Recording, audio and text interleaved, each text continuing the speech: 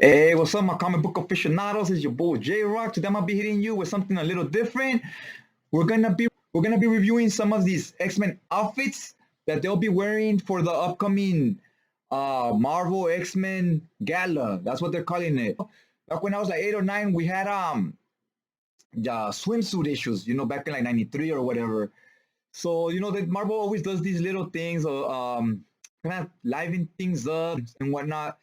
So they're going with this like a fashion runway model type of thing. So let's get to some of these costumes. This is the first one I'll be showing right here. This is Psylocke. What do we all think about this? She got the Britain X right there. She has some type of ropes or whatever. They look like you know what they look like? They look like those things that Angela from Spawn wears. So she has that going on. Her hair here, her hair has the butterflies that she's known for with her telekinesis. It's part of her mutant power. And her hair is up in a very weird way here.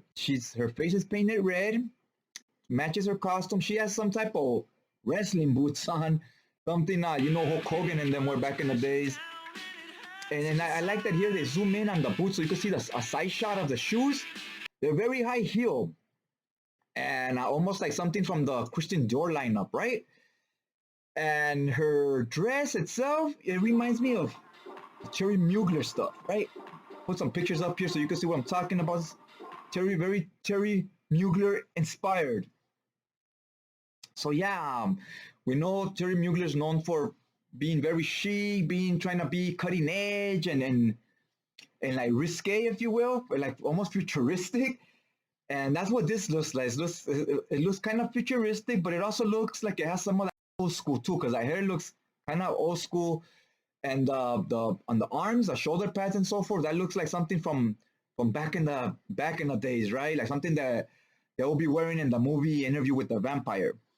That's how that looks. And the skirt is a little bit short for those times, if in my opinion. We got a back shot of it right here as well. So we get our angles. Let me know what you guys give this. I'm gonna hit this with like a 6. I'm gonna give it a 6. I'm not the biggest fan of it, but I don't hate it. All right, let's get to the next one.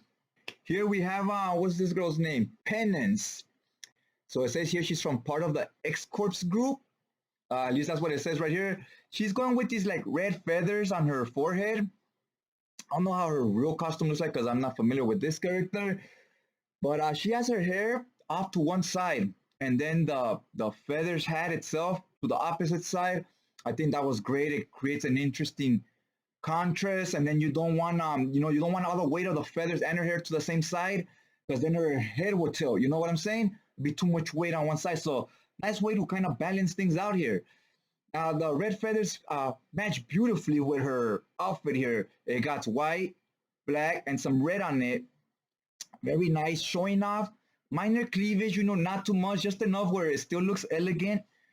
And then she has these pants, like she has some shorts, and under over the shorts, she has like this. No, she has like these pants that go over it, but they're kind of see-through, very reminiscent of Christian Dior's skirts that are see-through. And then he has some other ones that almost look like a garbage bag. So yeah, they went with an interesting design here. Not hating it again. Again, it's decent. Let's see the shoes here. We got a side shot of the shoes. Oh, they got straps.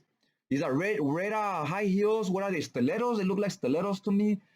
They're very high. You're gonna get yourself hurt wearing these things. Look at her ankle. It's just bending back in ways it shouldn't bend. And then she has these white straps that wrap around it. Make sure her shoes don't fall off when she's strutting down that runway. Um, all in all, I'm gonna give this one a pass as well. I think I like this outfit slightly more than the previous outfit from Psylocke, because this one also has these fancy gloves that I'm loving. It reminds me of Michael Jackson. Who doesn't like Mike, right? I mean, they even had a commercial saying everybody wants to be like Mike. So yeah, I'm gonna give this one like a 7. I think I'm gonna go with a 7. Okay, so let's get to our next costume. Character here, we're gonna be checking out Rachel Summers' costume here. It doesn't stray too far from her original costume. She's representing the New Mutants. You see, we have some designs on her mask, which happens to be the big thing here. Look at her mask. It keeps her mouth closed so she don't speak. Ah, yeah. It's terrible. This looks like some S&M bullshit right here, guys. What's up with that? I mean, I thought we want women to speak up for themselves, right? Then look, it has some then it has some like spikes around the mask itself. And you see the nice design on the back. It has a feather with a zipper on the back so you can remove it gently and so forth. She has a very short haircut, which she's always had. That's nothing new. Same face paint. The costume itself doesn't look too much different. The big thing here is the mask. Now she has these spikes on the leather outfit she's wearing, which are way more bigger and exaggerated than her normal costume, which I think is a terrible design. Terrible. But she does have that cool long hair, that ponytail in the back. To me, where they really should have zoomed in here was on her shoes. Look at those big spikes on the shoes. Those things look dangerous. That's what I'm talking about, them shoes right there. I think this is very inspired by some Terry Mugler outfits. I'll throw some up on here on the screen, this purple outfit here. And honestly, the real thing looks much better than whatever this artist designed. The real fashionista did a much better job. And then I have another outfit here that looks similar, just a different color. But yeah, that's why those guys get paid the big bucks, and this comic artist is, second tier and whatnot, right? This costume is probably my least favorite, but it is the closest to the original. Except they just took everything that the original one has and just made it worse. So yeah, I'm gonna give this one like a 4. Let me know what you guys think about this one. I would just leave the costume as is, the original one. Yeah, that's a 4 for me. It's probably gonna get last place. Let's get to the next one. Next on the list, let's check out Kitty Pryde's outfit. We got here some type of special makeup design on her face, as you can see right here over her left eye. We get a close-up of it there, a rough sketch and so forth. She's representing the Marauders, but here on this book it says Wolverine for some reason. So anyways, she's wearing like these, I don't know if they're leather boots or leather pants here. That's what they should have zoomed in here instead of her freaking face makeup. It seems like these long boots to me. Then she has these wide shoulder pads, much like this coat that Taylor Swift is wearing to the awards. And then she has like the dress, reminds me again of another Kristen Dior outfit. So this looks like something that Kristen Dior would cook up, very reminiscent of that type of style. One thing I am noticing, whoever they got to do these designs is not very good at fashion.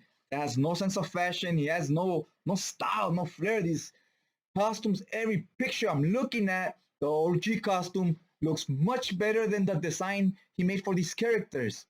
That's one thing. The real ones are much more flamboyant, much more exciting, much better design than these other costumes. You know who they should have got?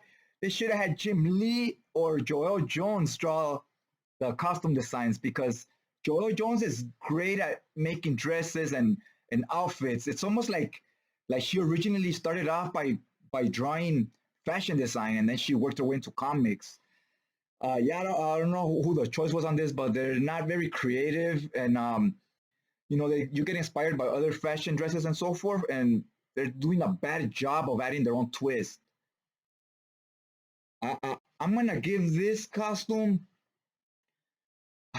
probably like a 6 as well. I do like the long boots, if they're boots or leather pants, I don't know. But the whole boot outfit thing looks good, and I like the shoulder pads. That whole face paint, that shit's gotta go. That shit's ridiculous. The one half of the dress being like a shoulder pad, the other one being some type of different thing.